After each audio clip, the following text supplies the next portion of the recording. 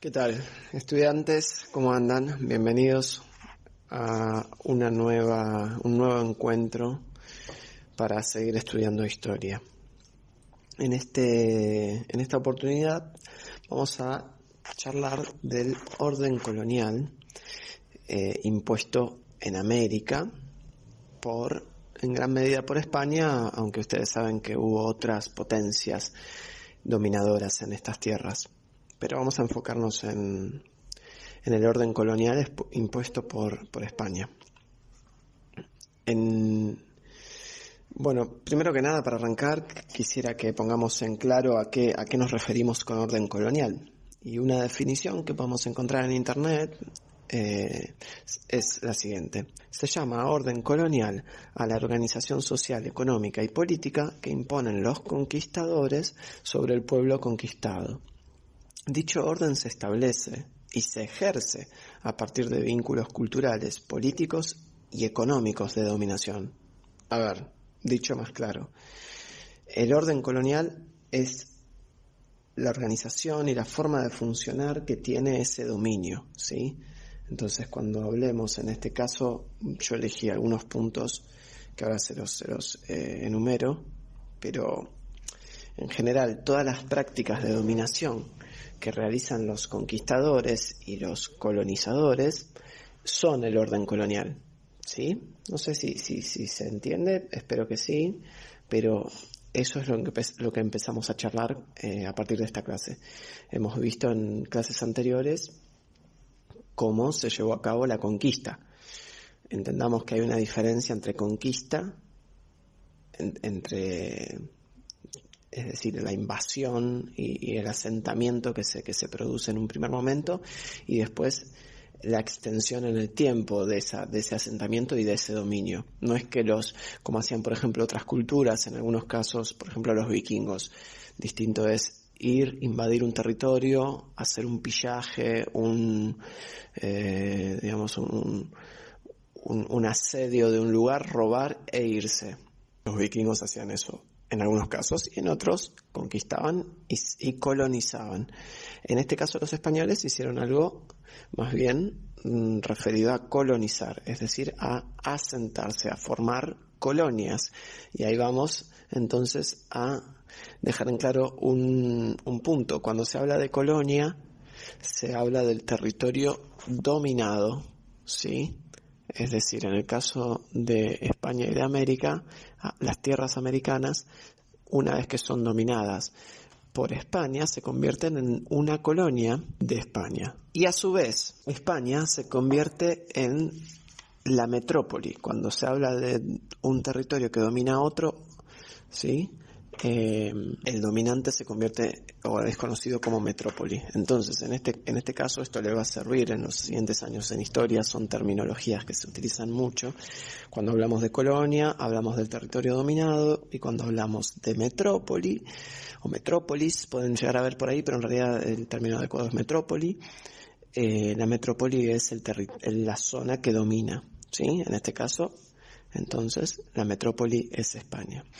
Si quieren una definición, porque yo siempre hago una broma muy tonta, pero cuando se habla, volviendo un poquito a lo que es una colonia, el territorio dominado, yo me imagino la primera vez que uno, probablemente a mí me haya ocurrido, por eso lo digo, pero la primera vez que uno escucha el término colonia, es probable que ya lo haya sentido y le haga rememorar a lo que es un perfume o algo así por el estilo, pero en realidad la palabra colonia viene del latín colonia, justamente, que significa territorio establecido por gente que no es de ahí, ¿sí?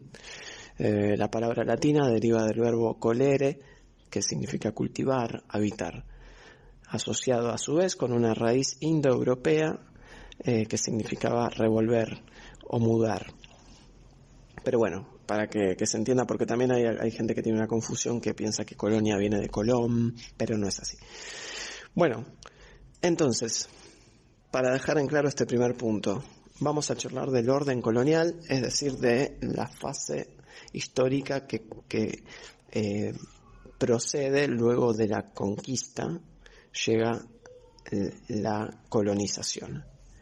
es decir, la conformación de un imperio en manos de España, abusando y beneficiándose de las riquezas de América a través de un orden colonial. Bueno, los puntos que vamos a trabajar en este podcast que hacemos especialmente para seguir estudiando historia, si bien hay muchos, y yo algunos se los voy a pedir a ustedes a través de la actividad que realicen por su cuenta para seguir engrosando estos contenidos, les resalto algunos conceptos que son para mí de los primeros que suceden y de los más interesantes, porque se mantienen durante todo el periodo colonial. Esas instituciones, estas prácticas van a ser las siguientes que charlaremos en esta ocasión: encomienda, requerimiento, monopolio comercial y comercio triangular. Así que vamos a arrancar con la encomienda. ¿Qué es la encomienda? La encomienda es una de las instituciones, como les decía, que se instauran en América, en el continente americano, a partir de 1492, a partir del siglo XV, siglo XVI, y se mantienen a lo largo de la etapa colonial. En este caso, la encomienda. ¿Qué es la encomienda? Bueno, la encomienda, primero que nada, podemos ir al término, y viene de el sentido de encomendar, es decir, la definición, por ejemplo, de encomendar es pedir a una persona que realice determinada tarea o que se encargue de algo o de alguien, ¿sí? Yo por eso cuando solemos estar en clase, uso siempre algún ejemplo lo más a mano posible. Por ejemplo, si estamos con una persona y tenemos algo que le prestamos, una tarea que le asignamos o le encargamos, y digamos, por ejemplo, estoy con un compañero y le encomiendo la lapicera que le presté. ¿Qué significa que se la encomiendo? Que se la presto, que no es de él en última instancia, aunque la va a usar, la va a utilizar y va a tener los frutos de tener una lapicera, la tiene que cuidar y se tiene que encargar de eso que yo le encomiendo, en este caso un bolígrafo, una lapicera, que eventualmente me la devolverá, o si yo lo necesito se la pido, pero siempre se entiende que la propiedad no es de esa persona a quien se le encomienda. En este caso, que se convertiría a mi compañero al que le presto mi lapicera, se convierte en el encomendero, ¿sí?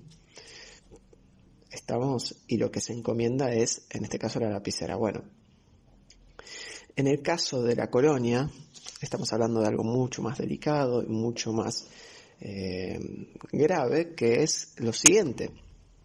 Los reyes, una vez que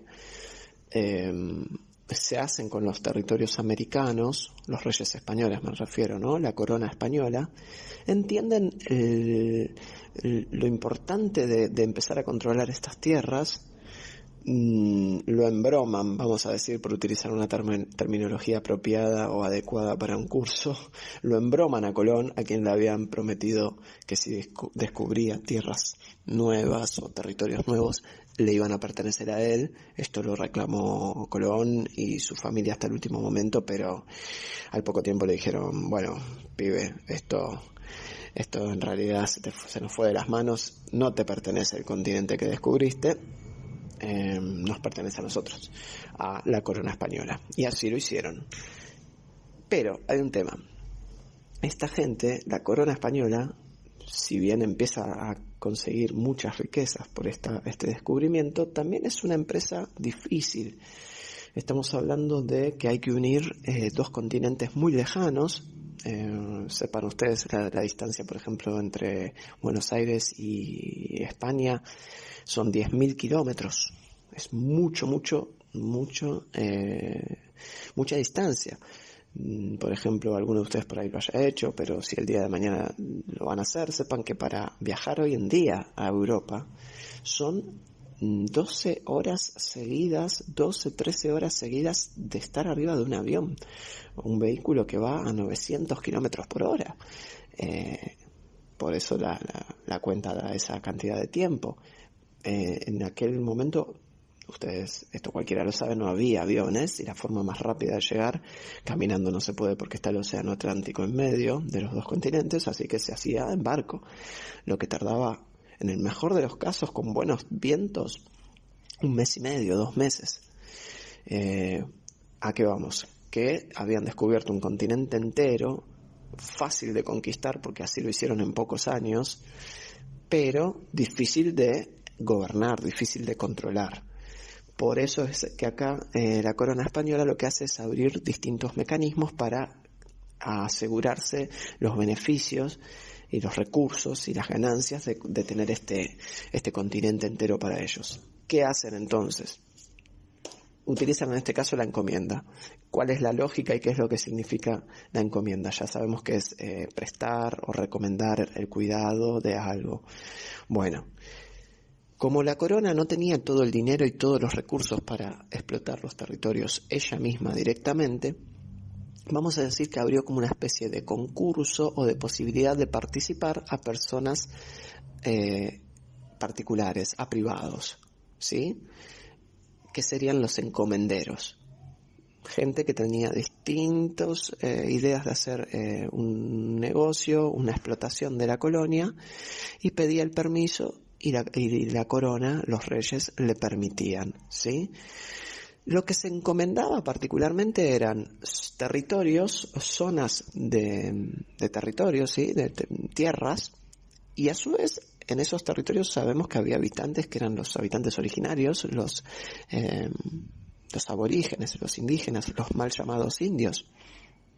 Bueno, entonces la corona lo que decía era lo siguiente: yo a usted, al encomendero, a este empresario, vamos a decir, yo a usted le estoy alquilando, podríamos decir, porque tenía que pagar un tributo. Un tributo es ya sea dinero, en aquel momento podía ser dinero, o riquezas, que por el uso que hacía del territorio el encomendero le tenía que dar a la corona. Espero que no sea muy confuso, pero bueno, espero que me puedan seguir. Entonces, ¿qué sucedía? El encomendero pedía el permiso para poder venir, en este caso a América, y explotar distintos territorios, ya sea si venía a fabricar distintas cosas como cueros o tabaco, lo que sea. Pedía ese permiso. Y el rey se lo concedía a cambio de que le dé justamente las ganancias que produjese, le dé un porcentaje.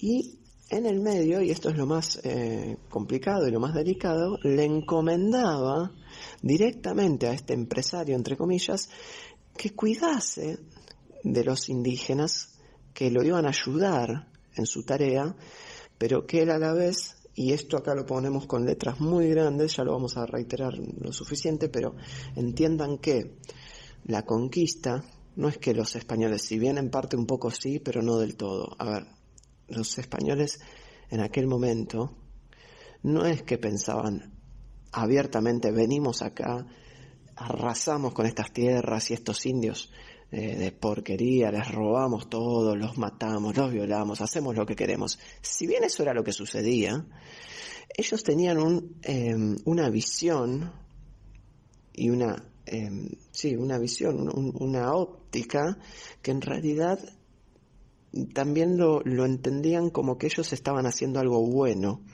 algo prácticamente religioso, que era venir y traer la verdadera religión, que era la religión que ellos tenían, justamente la religión cristiana, y enseñárselas y obligarlos prácticamente, ya lo vamos a ver ahora a continuación, a que se conviertan al cristianismo a los indígenas. Entonces, esto que estamos hablando, por eso siempre digo empresario entre comillas, no era algo netamente comercial.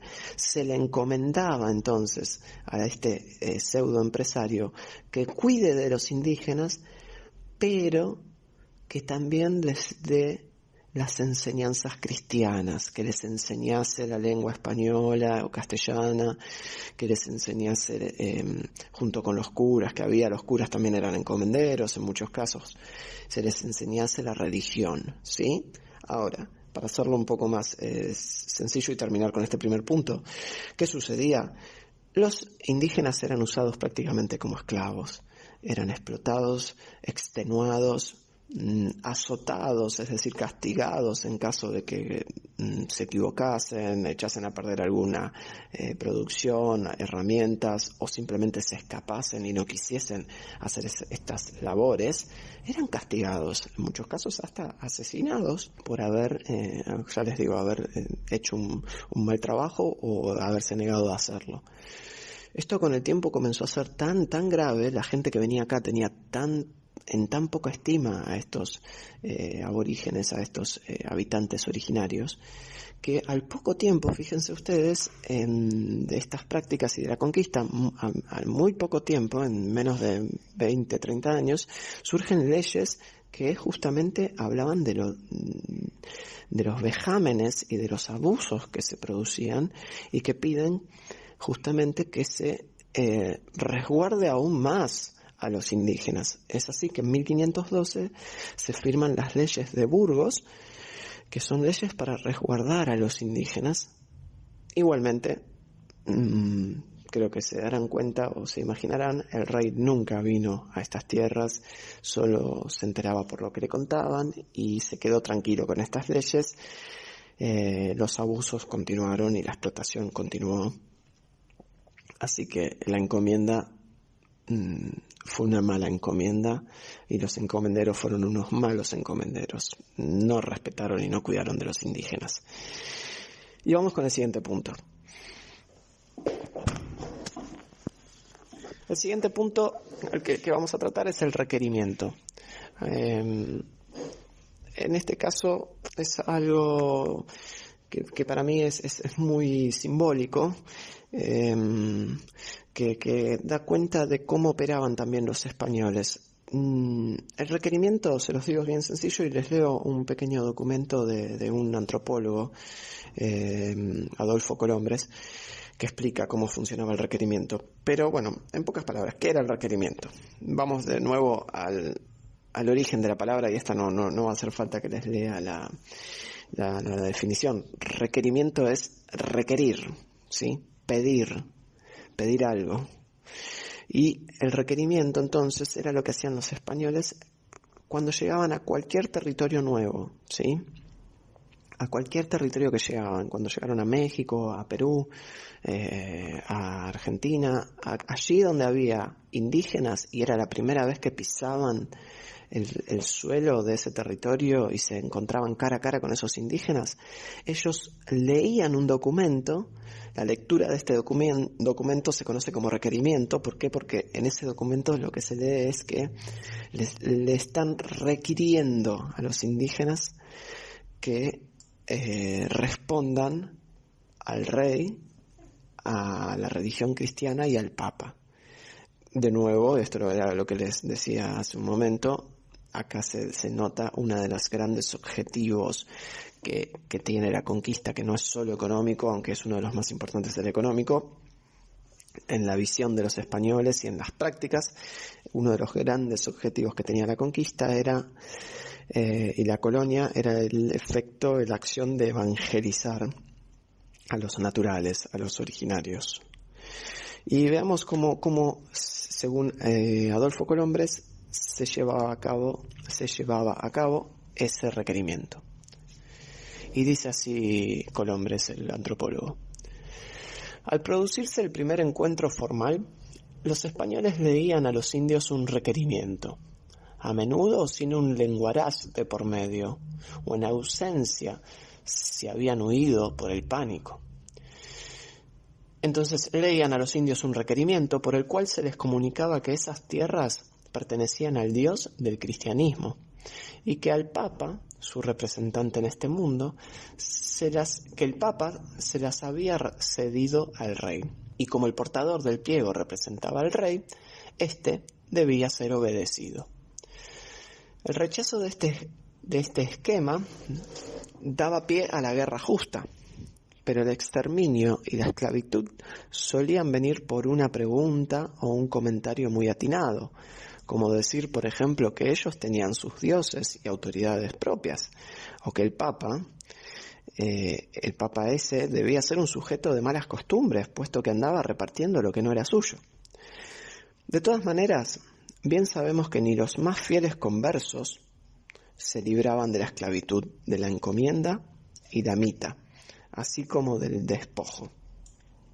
Esto implicaba una flagrante violación de lo expresado por el mismo requerimiento. La promesa de que si se sometían al rey, éste defendería sus personas y sus haciendas. Por el contrario, apenas establecida la encomienda, la corona y la iglesia entraban en una voraz puja por el tributo, indignando a los también voraces encomenderos, los que para mejorar su tajada incrementaban la explotación. Y encomenderos había más de lo que se supone. De los 700 españoles que habitaban hace 400 años en la gobernación de Tucumán, 300 eran encomenderos y el resto eclesiásticos, burócratas y servidores. En cuanto a los indios, eran esclavos sin valor, porque nada se pagaba por ellos. Al convertirse al cristianismo, habían dejado de ser libres para tornarse unas mansas bestias de carga. Bueno, y espero que haya quedado claro con esta lectura a qué hacemos referencia cuando hablamos del requerimiento.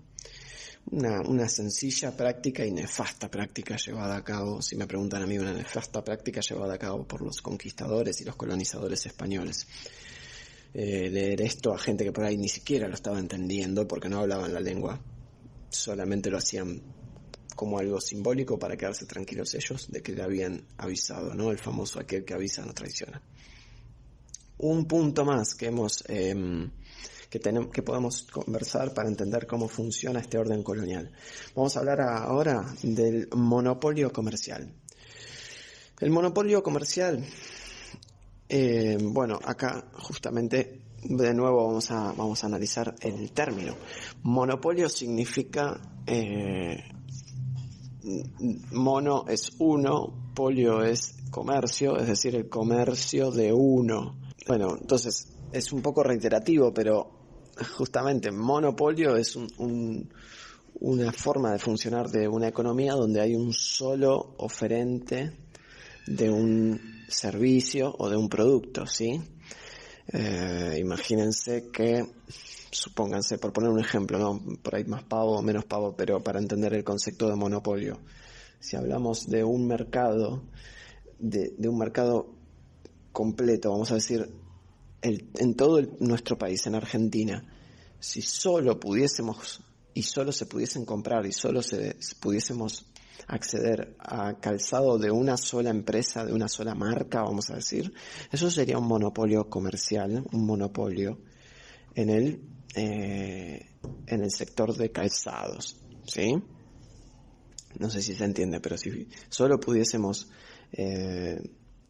comprar las zapatillas, zapatos, botines, pirulitos, chancletas, pirulito, bueno, sería un monopolio de pirulito. Es decir, que hay un comercio de uno. La definición de monopolio justamente va más inclusive todavía en lo que sucedía en aquellos años del siglo XVI, XVII, años de la colonia española.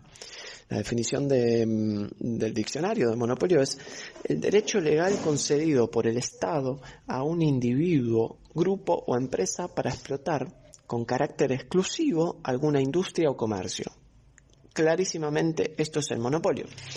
¿Por qué? Porque si bien no era un Estado, era una corona, lo que sucedía, parecido con la encomienda, pero hablando netamente de lo que es el comercio, era que la corona española le otorgaba permisos exclusivos a ciertos protagonistas, a ciertos comerciantes, para poder venir a América y realizar tareas comerciales.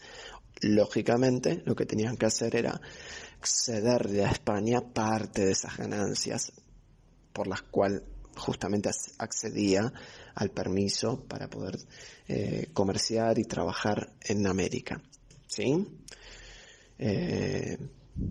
Por ejemplo, miren, o escuchen, España exportaba a América cerámica, calderos, sal, hilos, armas, tabaco, mercurio, exportaba. pero en definitiva traía a América esos productos: mercurio, espejos, papel, vidrio, y a su vez se llevaba para España cuero, sebo, que servía justamente para hacer es una grasa para hacer las velas, tasajo, que es como una especie de carne seca, y algodón. Esto es de un manual y dice de forma muy atinada que podemos ver acá la diferencia entre lo que se traía a América y lo que se llevaban para Europa.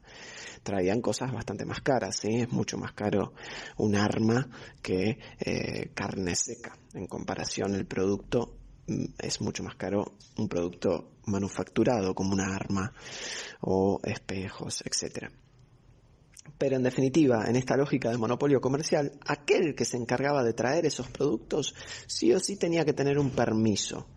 Y cualquier otro país o comerciante de otro país que quisiese venir a vender eso a América estaba prohibido y era perseguido si no tenía el permiso de España, ¿sí?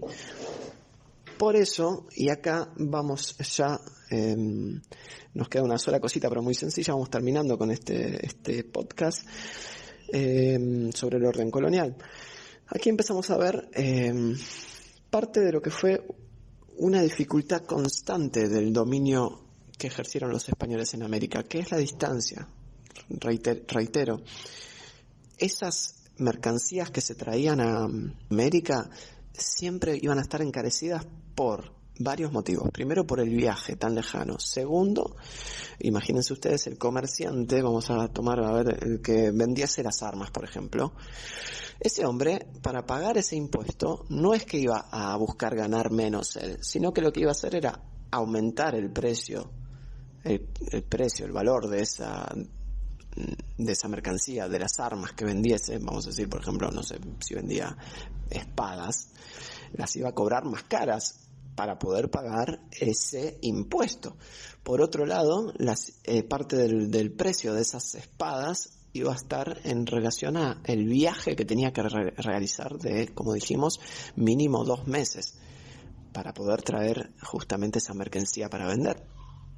Y había algo más: como había muchos piratas en estas épocas, todos los barcos comerciantes tenían que ir acompañados por barcos de guerra, barcos de defensa, ¿sí? Por eso, si en Europa, vamos a poner un número, pero si en Europa una espada se conseguía a 100 pesos, acá esa espada iba a valer 1.000, 20.000 pesos. Esto, curiosamente, no nos es de nada extraño, no nos suena extraño, ¿sí? Porque en la actualidad continúa funcionando así.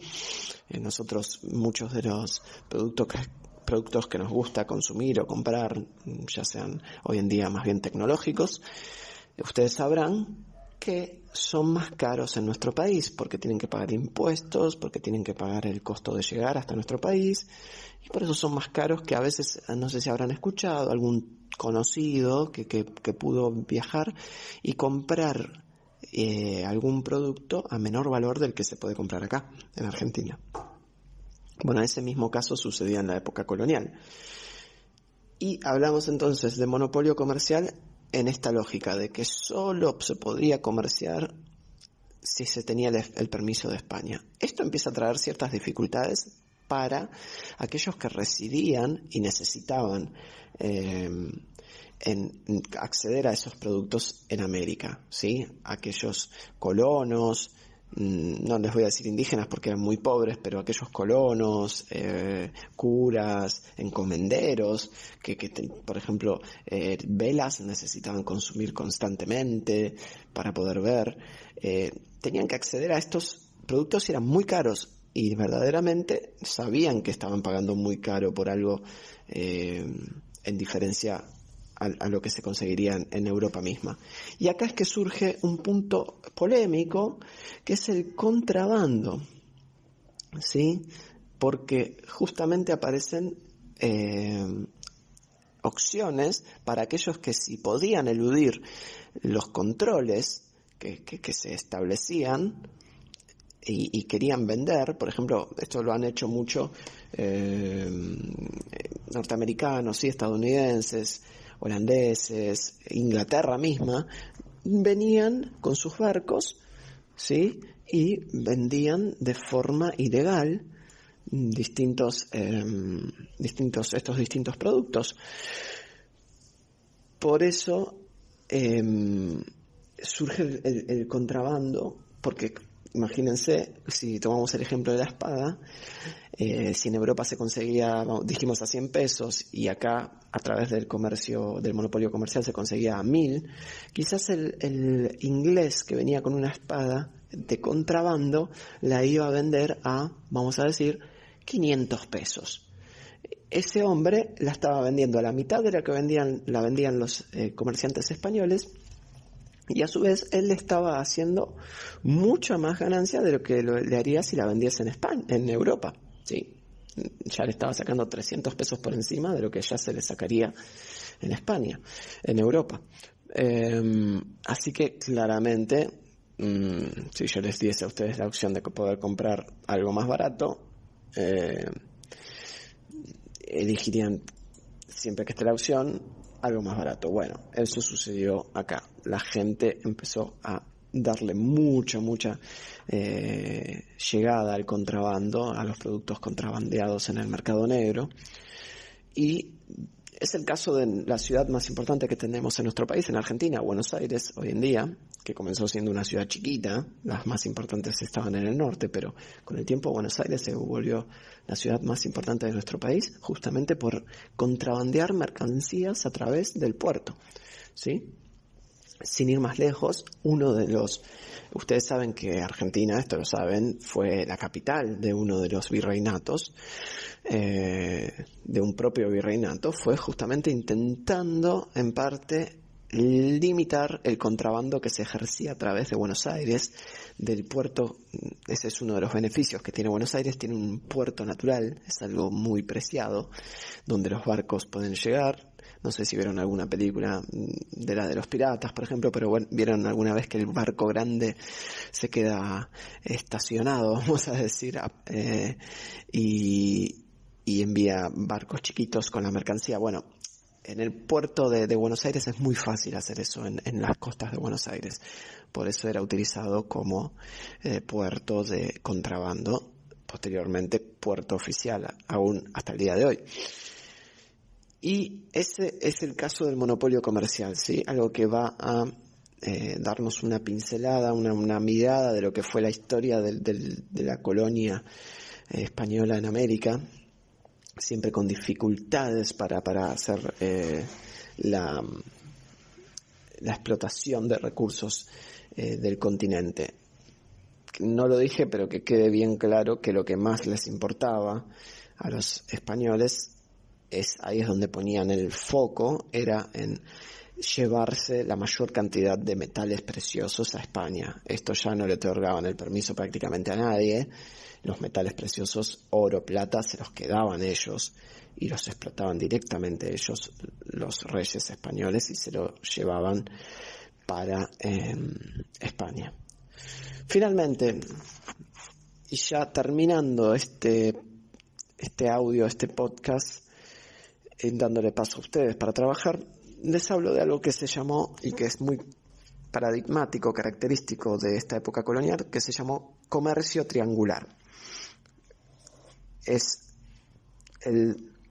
la situación que surge, esto un poquito yo se los adelanté en el video anterior, es la situación que surge justamente por eliminar, exterminar en muchos casos, lamentablemente, a los habitantes originarios de América por parte de los conquistadores, que llevó a ciertas necesidades, como por ejemplo, para poder seguir explotando las colonias, tener mano de obra ya no indígena, porque no había, sino inmigrante, traída de afuera, en este caso esclavos negros traídos de África. Pero ¿qué es esto del comercio triangular?